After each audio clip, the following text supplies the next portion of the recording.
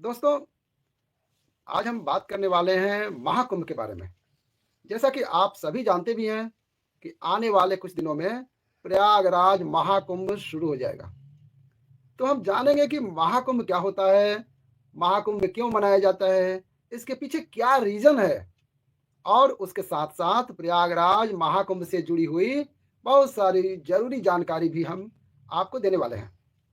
उसके साथ-साथ बात करेंगे कि प्रयागराज तक कैसे पहुँचा जाए, प्रयागराज में कब स्नान है, शाही स्नान कब है, विशेष स्नान कब है और प्रयागराज महाकुंभ में कौन-सी डेट से शुरू हो रहा है और कौन-सी डेट से समाप्त हो रहा है। उसके साथ-साथ हम ये भी जानेंगे कि प्रयागराज महाकुंभ में आप जा रहे हैं, तो आप कहाँ पर रुक सकते हैं, कहाँ पर आपको बजट में कॉटेज मिलेगा, होटल मिलेगा, धर्मशाला मिलेगा, आश्रम मिलेगा। तो हमारी पूरी कोशिश रहेगी कि आपको ये भी जानकारी दी जाए प्रयागराज महाकुंभ में कौन-कौन से घाट जो कि संगम हैं, कौन से मुख्य घाट पर स्नान होगा, उसके बारे में भी हम आपको जानकारी देंगे। आज हम पूरी कोशिश करेंगे कि आपको प्रयागराज महाकुंभ के बारे में पूरी जानकारी दें। तो सबसे पहले हम बात कर लेते हैं कि कुंभ की शुरुआत कहाँ से हुई, कुंभ क्या है, अर्धकुंभ क्या है और महाकुंभ क्या है? देखिए, जब देवताओं और राक्षसों के साथ जब समुद्र मंथन हुआ, तो पहले तो उससे हलाहल नाम का एक विष निकला, जिसे भगवान भोलेनाथ देवाधिदेव महादेव ने अपने कंठ में धारण कर लिया था, क्योंकि पूरे ब्रह्मांड को बचाना था। लेकिन उसके उपरांत जब समुद्र मंथन फिर से शुरू हुआ, तो उससे अमृत निकला और अमृत पान करने के लिए देवताओं और राक्षसों में जब आपस में छीना-झपटी हो गई, लड़ाई हो रही थी, तो अमृत कलश में पूरा अमृत भरा हुआ था और वो छलक गया। और जब अमृत छलक गया, तो वो अमृत की जो बूंदें हैं, वो 4 जगह पर गिरी थी। माना जाता है कि वो 4 जो जगह हैं, वो हैं प्रयागराज, हरिद्वार, उज्जैन और नासिक। तो 4 जो ये जगह हैं, यहीं पर कुंभ का आयोजन किया जाता है। अब हम बात कर लेते हैं अर्धकुंभ क्या होता है और महाकुंभ क्या होता है। देखिए, अर्धकुंभ जो है सिर्फ 2 जगह ही होता है, एक हरिद्वार है और एक प्रयागराज है, जो कि 6 सालों के उपरांत होता है। और जो कुंभ है, वो 12-12 सालों के बाद चारों जगह पर नासिक, प्रयागराज, हरिद्वार, उज्जैन, इस बार का जो प्रयागराज महाकुंभ है, जिसे पूर्ण महाकुंभ कहा जाता है, उसे इस बार इतना ज़्यादा ख़ास क्यों माना गया है, उसके पीछे जो रीज़न है, मैं बताऊँगा आपको। हर 12 साल के बाद इन चारों जगह पर कुंभ होता है। जब 144 वर्ष पूरे हो जाते हैं, इसका मतलब 11 बार जब महाकुंभ प्रयागराज में लग जाता है, तो जो 12वीं बार जब महाकुंभ चलता है, उसे पूर्ण महाकुंभ कहा जाता है। तो इस बार का जो है संयोग है, वो 144 वर्षों के बाद आया है और इसी वजह से इस बार का जो महाकुंभ है, सबसे ज़्यादा ख़ास माना गया है। जानकारी कैसी लग रही है? बैठे रहिए तो जानकारी और अच्छी-अच्छी मिलेगी अभी। वीडियो में बने रहिए। भारत का सबसे बड़ा आध्यात्मिक मेला जो है, ये कुंभ और महाकुंभ होते हैं, जहाँ पर सबसे ज़्यादा श्रद्धालु पहुँचते हैं और आस्था की डुबकी जो है लगाते हैं। जब हरिद्वार का कुंभ चलता है, तो लोग गंगा जी में आकर डुबकी लगाते हैं और जब प्रयागराज में महाकुंभ होने जा रहा है, तब तो और भी ज़्यादा ख़ास हो जाता है क्योंकि वहाँ गंगा जल भी है, यमुना जी का भी जल है और सरस्वती जी का भी जल जो है वहाँ पर मिला हुआ है। तो बहुत ही बड़ा संगम है और प्रयाग जो है तीर्थों का राजा कहा जाता है। प्रयागराज को तीर्थों का राजा कहा गया है।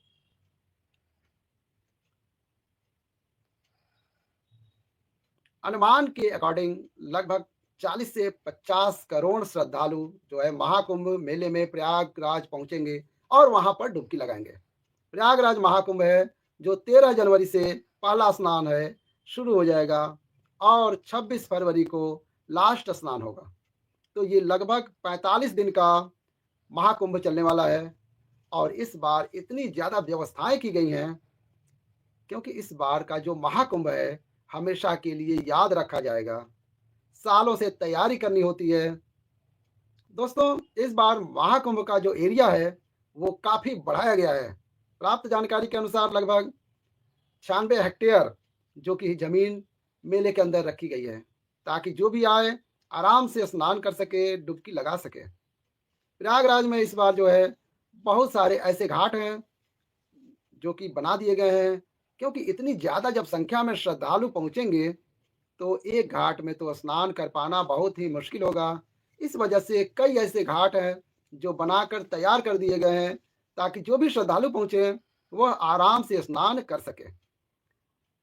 आगे हम आपको ये भी बताने वाले हैं कि कौन-कौन सी डेट को स्नान है, कौन-कौन सी डेट को शाही स्नान है, कहाँ पर आपको रुकना चाहिए, कहाँ पर श्रद्धालुओं के रुकने की गवर्नमेंट के द्वारा व्यवस्थाएँ की गई हैं। तो वीडियो को पूरा देखिएगा, लगे रहिएगा और लाइक करने के साथ-साथ शेयर ज़रूर करें। अगर आप इस वीडियो को शेयर करेंगे, तो ज़्यादा से ज़्यादा लोगों को जानकारी मिलेगी। जब वो प्रयागराज पहुँचेंगे, तो उन्हें ज़्यादा मुसीबत तो नहीं होगी, थोड़ी बहुत तो मुसीबत स्वाभाविक है। स्वाभाविक इसलिए कह सकते हैं, क्योंकि जब करोड़ों की संख्या में स्नान में श्रद्धालु पहुँचेंगे, तो पैदल भी आपको चलना होगा और इंतज़ार भी करना होगा। तो वीडियो में बने रहिए। सबसे पहले हम आपको बात कर लेते हैं कि प्रयागराज कैसे पहुँचा जाए। देखिए, प्रयागराज ट्रेन के माध्यम से बहुत ही अच्छे तरह से जुड़ा हुआ है। दिल्ली हो या हावड़ा हो या हम कह सकते हैं मुंबई हो, कलकत्ता हो, जितने भी देश के जो बड़े-बड़े शहरें हैं, वहाँ पर मैक्सिमम शहरों से डायरेक्ट प्रयागराज के लिए ट्रेन मिल जाएगी। अगर आपके शहर से ट्रेन नहीं है, तो आपके आस-पास जो बड़े शहर हैं, वहाँ से डायरेक्ट ट्रेन मिल जाएगी। ट्रेन सबसे अच्छा माध्यम है। और इस बार तो प्रयागराज की कई छोटे-छोटे स्टेशन हैं, उन्हें भी बहुत अच्छे तरह से तैयार किया गया है। प्रयागराज जंक्शन तो पूरी रूपरेखा ही बदल गई है, बहुत सुंदर बना दिया गया है। एक संगम स्टेशन भी है, उसके साथ-साथ एक छिवकी स्टेशन है, प्रयागराज छिवकी, दारागंज स्टेशन है और नैनी स्टेशन है। बहुत सारे स्टेशन हैं, जहाँ से आप उतर कर प्रयागराज संगम पहुँच सकते हैं, ताकि जो भी श्रद्धालु वहाँ पे पहुँचे, वो आसानी से ट्रेन के माध्यम से पहुँचे और संगम में डुबकी लगा सकें। उसके साथ-साथ अगर आप लोग फ्लाइट के माध्यम से पहुँचना चाहते हैं, तो प्रयागराज में भी एयरपोर्ट अच्छा-सा बन गया है। वहाँ आप लोग जा सकते हैं फ्लाइट के माध्यम से। बहुत सारे शहरों से बस की सुविधा भी प्रयागराज के लिए आपको मिल जाएगी, तो आप लोग बस से भी जा सकते हैं। कुछ ऐसे रूट हैं, जहाँ पर अगर आप कार से भी जाना चाहें, तो आप कार से भी जा सकते हैं। टोल टैक्स भी कई जगह 7-8 पॉइंट हैं, जहाँ पर टोल टैक्स फ्री कर दिए गए हैं। अगर आपको नॉर्मल पर्सनल व्हीकल लेकर अगर आप प्रयागराज महाकुंभ में जा रहे हैं, तो टोल टैक्स भी फ्री कर दिए गए हैं। सिर्फ़ जो कमर्शियल व्हीकल हैं, उनके लिए टोल टैक्स वहाँ पर लगेगा। अब बात कर लेते हैं कि अगर आप लोग प्रयागराज महाकुंभ में जा रहे हैं, तो प्रयागराज महाकुंभ में डुबकी लगाने के लिए कौन-कौन से घाट हैं? देखिए, एक राम घाट है, सब बहुत ही ख़ास है, संगम स्थल है, मुख्य जगह पर है, वहाँ पे हम भी डुबकी लगाए हुए हैं। दशाश्वमेध घाट है, वो भी बहुत अच्छा घाट है, वहाँ पर भी आप डुबकी लगा सकते हैं। कई और ऐसे नए-नए घाट बना दिए गए हैं, लगभग 7 से 8 ऐसे घाट हैं, जहाँ पर आप श्रद्धालु पहुँचकर डुबकी लगा सकते हैं। बाकी संगम का जो एरिया है, काफ़ी बड़ा है, वहाँ भी आप आसानी से डुबकी लगा सकते हैं। एक बात और है, इस बार अगर संत महात्माओं के दर्शन करना चाहते हैं, तो झूसी के साइड में सारे अखाड़े हैं, उनके कैंप लगे हुए हैं, वहीं पर रुकने की भी व्यवस्थाएँ हैं। आपको यह जानकर खुशी होगी, इस बार का जो एरिया है महाकुंभ का, बहुत ज़्यादा बढ़ा दिया गया है। जहाँ पर अखाड़ों की छावनी है, वहीं आस-पास में रुकने की भी श्रद्धालुओं के लिए कैंप भी बनाए गए हैं और उसके साथ-साथ डॉर्मेट्री, बेड की भी सुविधा दी गई है। जिनका बजट कम है, वो आसानी से वहाँ रुक सकते हैं और उसके साथ-साथ बहुत सारे होटल हैं, ज़्यादातर होटल जो हैं रेलवे स्टेशन के आस-पास में हैं। वहाँ पर आप रुकना चाहें, तो वहाँ भी आप ले सकते हैं। लेकिन होटल्स में जो चार्जेज़ हैं, वो बहुत ज़्यादा हाई रहने वाले हैं। अगर आप शाही स्नान या विशेष स्नान में वहाँ जा रहे हैं, नॉर्मल जो रहेंगे, जो कि 45 दिन के भीतर वाले महाकुंभ के दौरान में रहेंगे, उस समय हो सकता है आपको थोड़ा कम बजट में रूम मिल जाए। लेकिन जो विशेष स्नान है, शाही स्नान है, उन दिनों तो होटल के चार्जेज़ काफ़ी ज़्यादा आसमान छूते हुए आपको नज़र आएँगे। ये बात बिल्कुल सत्य है। और कुछ दिन पहले मैं प्रयागराज गया भी था, तो मैंने बहुत सारे होटल में जाकर पता किया था। कहीं पर 8,000, कहीं पर 10,000, कहीं पर 15-15 हज़ार का एक-एक रूम लोग बता रहे थे, जो कि विशेष स्नान और शाही स्नान के लिए है। तो आप लोग ये कोशिश करें कि जो धर्मशाला है, ये जो आश्रम है, उनसे अगर आप कॉन्टैक्ट कर सकते हैं तो आप कर लीजिए। मेरा इतना लंबा टूर नहीं था कि मैं सभी जगह जा सकता था। मैं सिर्फ़ घूमने के लिए गया था। अगर आप लोग जैसे कि जहाँ पर संत महात्माओं की छावनी है, उस तरफ अगर आप जाएँगे, वहाँ भी आपको रुकने की व्यवस्था मिल जाएगी। उसके साथ-साथ आपको एक बात बता देंगे, अरैल घाट जो है, अरैल घाट के आस-पास भी जो लगभग 1 से 2 किलोमीटर की दूरी पर वहाँ पर का जो एरिया है, वहाँ पर वैसे तो वहाँ पर कई लोग कैंप बना रहे हैं। अगर आपको होम स्टे मिल जाए, जहाँ पर लो बजट में रूम मिल जाता है, तो आप उस तरफ भी जा सकते हैं। बाकी जो कॉन्टैक्ट नंबर हैं, वो वीडियो के हम आपको बताना चाहेंगे, लेकिन वो नंबर हम शेयर नहीं कर पाएँगे, क्योंकि उसमें उनका ऐड लग जाएगा, प्रचार लग जाएगा, इसलिए हम उसको नहीं बताएँगे। क्षमा चाहेंगे उसके लिए। दोस्तों, इससे पहले हम वीडियो में जब आगे बढ़ रहे हैं, सबसे मेन बात कर लेते हैं, वो है स्नान की डेट क्या है? विशेष स्नान का, खास स्नान के साथ-साथ सबसे मेन जो स्नान होता है, शाही स्नान। शाही स्नान में जितने भी अखाड़ा होते हैं, सभी अखाड़े पर जितने भी प्रमुख अखाड़े हैं, सभी के संत महात्मा, नागा साधु जो हैं, वो शाही स्नान में भाग लेते हैं, वही करते हैं। इसीलिए शाही स्नान को सबसे खास माना जाता है। हिंदू धर्म में मान्यता है कि शाही स्नान के दिन जो भी व्यक्ति संगम में डुबकी लगाएगा या पवित्र नदियों में डुबकी लगाता है, वो मोक्ष को प्राप्त कर लेता है। तो इसी वजह से इस दिन सबसे ज़्यादा श्रद्धालुओं की भीड़ होने की उम्मीद भी रहेगी। हो सकता है कि 3-4 करोड़ जो लोग हैं, शाही स्नान पर प्रयागराज पहुँचेंगे। तो सबसे पहले जो 13 जनवरी का स्नान है, जो कि पौष पूर्णिमा का स्नान है, जो कि विशेष स्नान है। जो 13 जनवरी से स्नान जो है शुरू हो जाएँगे, हालाँकि जनवरी के फर्स्ट से ही नॉर्मल स्नान होंगे, लेकिन जो महाकुंभ का समय माना गया है, जो डेट मानी गई है, वह 13 जनवरी से लेकर 26 फरवरी है। तो 13 जनवरी को पौष पूर्णिमा का विशेष स्नान है। उसके बाद आएगा 14 जनवरी। 14 जनवरी को मकर संक्रांति का पहला शाही स्नान है। तो ध्यान रखें, शाही स्नान को आप नोट करके रख सकते हैं। उसके बाद 29 जनवरी को दूसरा शाही स्नान होगा। उस दिन मौनी अमावस्या का स्नान होगा। मौनी अमावस्या का स्नान बहुत खास माना गया है। ये दूसरा शाही स्नान है। उसके बाद 3 फरवरी को बसंत पंचमी का शाही स्नान है। तो ये तीसरा शाही स्नान है 3 फरवरी को। और उसके बाद अचला सप्तमी को 4 फरवरी को विशेष स्नान है। उसके बाद हम माघ पूर्णिमा, माघी पूर्णिमा जिसे कहते हैं, 12 फरवरी को स्नान है। तो ये एक विशेष स्नान है। उसके बाद महाशिवरात्रि का स्नान आएगा। ये भी एक विशेष स्नान है। महाशिवरात्रि में भी बहुत सारे लोग पवित्र संगम में डुबकी लगाते हैं। तो ये खास स्नान है। बाकी 13 तारीख से लेकर 13 जनवरी से लेकर 26 फरवरी तक के बीच जो बाकी दिन हैं, वो नॉर्मल स्नान होंगे। उन दिनों भी ये मान के चलिए कि 1-2 करोड़ लोग उन दिनों भी आ सकते हैं। देखिए, एक बहुत ख़ास बात है, दिल्ली से तो बहुत सारी ट्रेनें हैं जो कि डायरेक्ट प्रयागराज के लिए जाती हैं। जितनी दिल्ली से हावड़ा रूट की गाड़ियाँ हैं, मैक्सिमम गाड़ियाँ प्रयागराज से होकर जाती हैं। सुबह से लेकर आपको जनशताब्दी, शताब्दी, राजधानी, उसके साथ-साथ वंदे भारत, तेजस, गरीब रथ, ये सभी ट्रेनें जो हैं दिल्ली से चलती हैं और प्रयागराज रुकती हैं, कानपुर के रास्ते से होकर प्रयागराज पहुँचती हैं। और नॉर्मल ट्रेनें भी हैं, बहुत सारी हैं।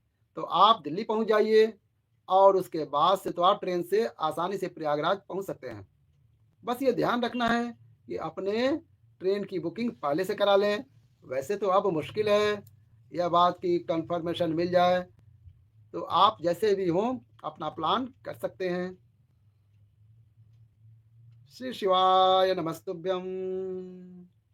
ओम नमः शिवाय।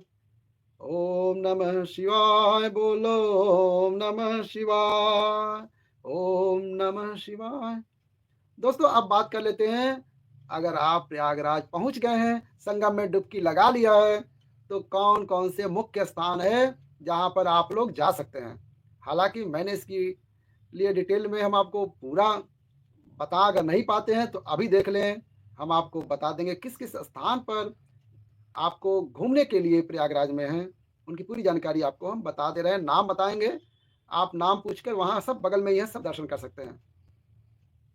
तो आपको किस किस जगह पे आपको दर्शन करने हैं वो जगहों के नाम बता ही देते हैं।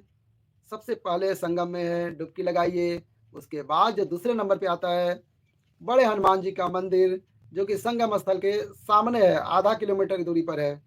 उसके बाद आप जा सकते हैं श्री आदि शंकर मंडपम मंदिर है, वहाँ पे आप जा सकते हैं, पास में ही है, वहाँ आप जा सकते हैं। एक वट वृक्ष है, बहुत ही खास, जो कि संगम के बगल में ही है, वहाँ ज़रूर जाना। अरैल घाट है, वहाँ भी आप जा सकते हैं, बहुत ही सुंदर सा घाट बनाया गया है।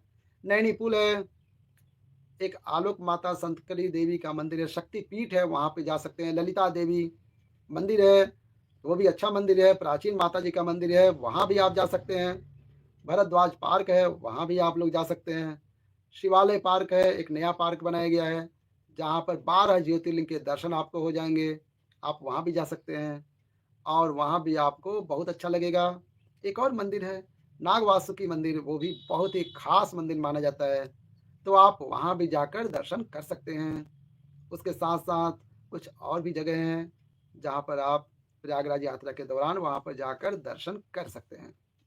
दोस्तों अब बात कर लेते हैं कि जो प्रयागराज की रेलवे स्टेशन है, वहाँ से संगम तक की दूरी कितनी है। सबसे मेन जो प्रयागराज का रेलवे स्टेशन है, प्रयागराज जंक्शन है, जहाँ से संगम स्थल की जो दूरी है, वो है बस 7.5-8 किलोमीटर है। तो ये आप ध्यान रखिए कि कौन से रेलवे स्टेशन से संगम तक की दूरी जो है कितनी है। बाकी जो स्टेशन है, उसकी जानकारी हम आपको आगे दूँगा।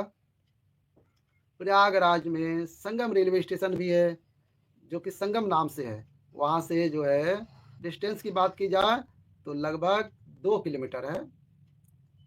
2 सवा 2 किलोमीटर बस यही कह सकते हैं।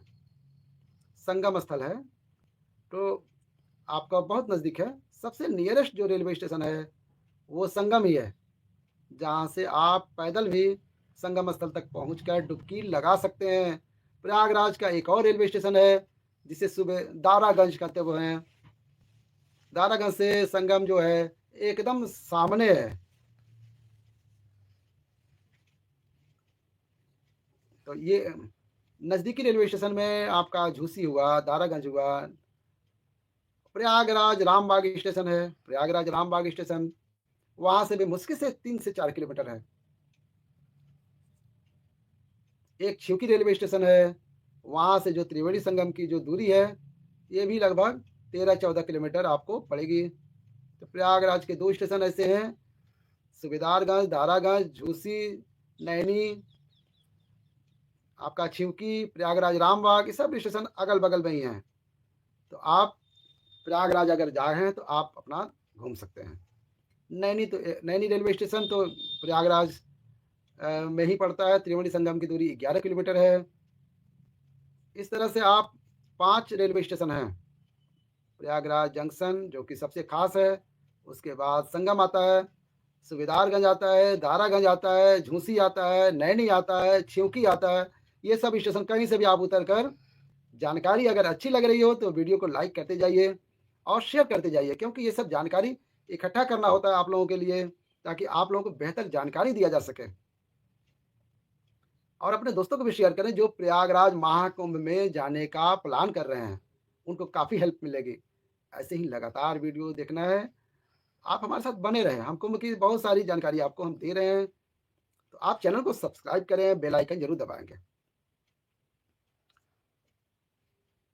अगर आप लोग प्रयागराज संगम में पहुँच रहे हैं, डुबकी लगा ली है, संत महात्माओं के भी दर्शन करना चाहते हैं, तो ज़्यादातर जो छावनी है, मैक्सिमम जो छावनी है, संतों की छावनी है, जो कि अखाड़े परिषद है, आलोक की जो छावनी है, उनकी छावनी जो है, झूसी साइड में है। झूसी साइड आप जा सकते हैं, वहाँ पर उनके कैंप बने हुए हैं। वहाँ पर आपको संत महात्माओं के दर्शन हो जाएँगे। और उसके साथ-साथ वहाँ पर हमने आपको बताया भी है कि जहाँ पर संत महात्माओं के अखाड़ा परिषद हैं, अखाड़ा है, वहाँ पर आप लोगों को रुकने की भी बहुत सारे टेंट की सुविधा मिल जाएगी। अगर आप लग्ज़री कॉटेज लेना चाहते हैं, तो उसी साइड आपको मिलेंगी, जहाँ पर अच्छा खासा बजट पे करना होगा।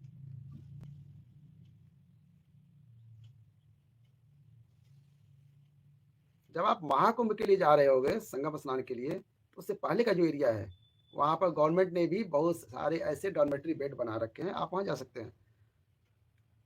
तो वीडियो काफ़ी लंबी हो जा रही है, तो हम वीडियो का अब यहीं अंत करते हैं, रोकते हैं।